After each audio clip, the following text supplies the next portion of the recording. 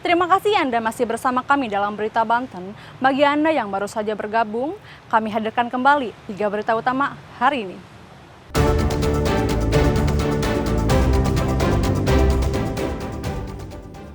Hina suku Sunda, polisi tangkap konten kreator Resbob.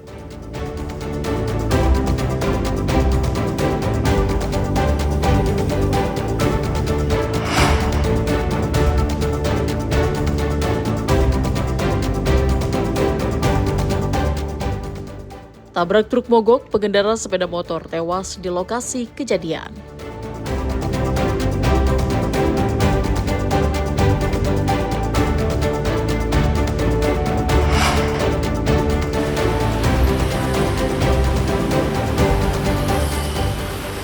Krisis sampah, Pemkot Tangerang Selatan mulai bersihkan sampah di sejumlah titik.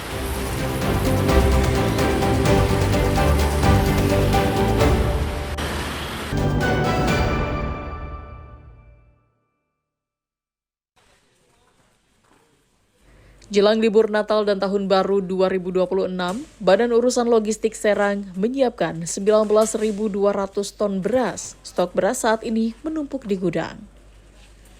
Jika masyarakat mengalami kekurangan beras, maka beras ini akan segera didistribusikan ke pasar untuk memenuhi kebutuhan warga di wilayah Serang Raya dan Cilegon. Natal dan Tahun Baru biasanya konsumsi masyarakat meningkat. Namun Bulog menjamin bahwa ketersediaan beras di gudang cukup. Selain beras, Bulog juga memiliki stok minyak goreng kita dengan harga per liter 15.500 yang bertujuan untuk mengantisipasi kelangkaan. Kepala Cabang Bulog Serang, Eko Nugroho menjelaskan, kadar air beras di gudang Bulog dinilai rendah sehingga meski disimpan selama 8 bulan, kualitas beras tetap aman. Jika masyarakat kurang puas dengan kualitas beras SPHP, maka masyarakat bisa beli beras kualitas premium dengan harga per liter Rp14.900. Stok yang dikuasai oleh Bulog, khususnya KSC kantor cabang Serang, itu sebanyak 19.200 ton.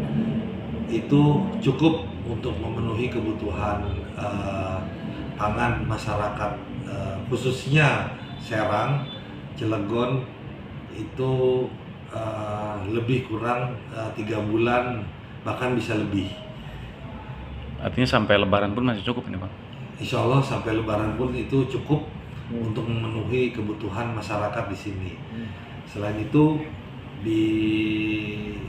juga dari Serang atau Bulog khususnya seluruh Indonesia itu menyebarkan beras SPHP untuk kebutuhan masyarakat.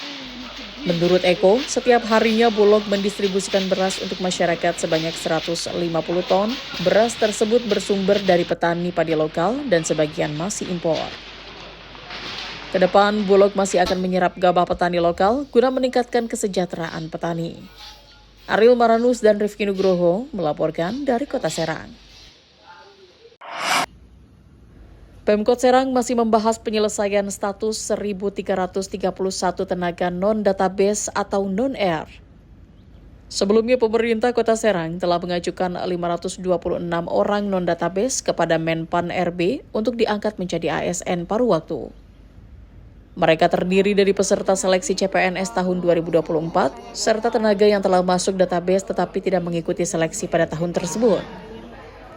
Pemkot Serang memastikan bahwa anggaran untuk membayar honor tenaga non-ASN tetap disediakan sambil menunggu arahan dari pemerintah pusat.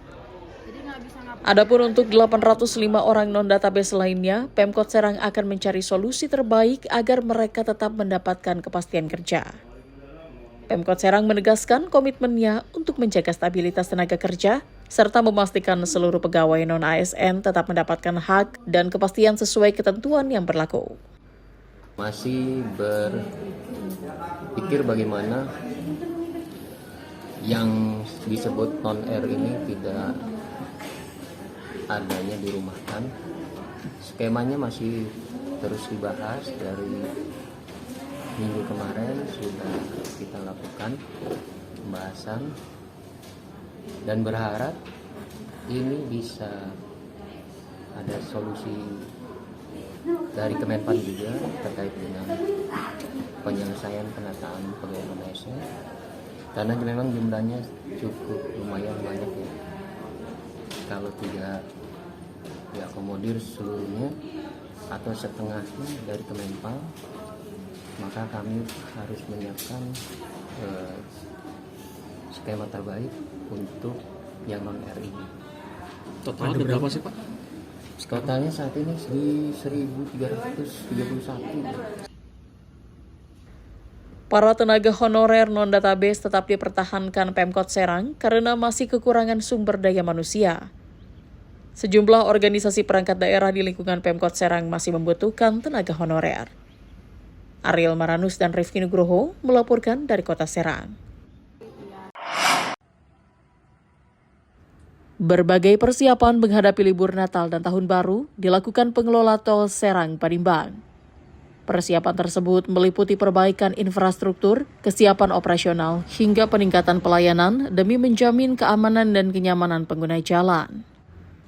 Peningkatan kualitas jalan yang bergelombang di beberapa titik sedang dilakukan. Dengan target minggu depan seluruh pekerjaan sudah selesai, sehingga jalan tol bisa dilalui dengan aman. Manajer Bidang Pemasaran Strategis dan Pengembangan PT Wijaya Karya atau Wika Serang Panimbang, Muhammad Al-Bagir, mengatakan bahwa sejumlah langkah strategis telah dilakukan, terutama pada aspek infrastruktur, operasional, hingga layanan pengguna jalan. Selain perbaikan fisik jalan, Wika juga menyiapkan pos pengamanan di sejumlah rest area serta di sekitar gerbang tol Rangkas Bitung.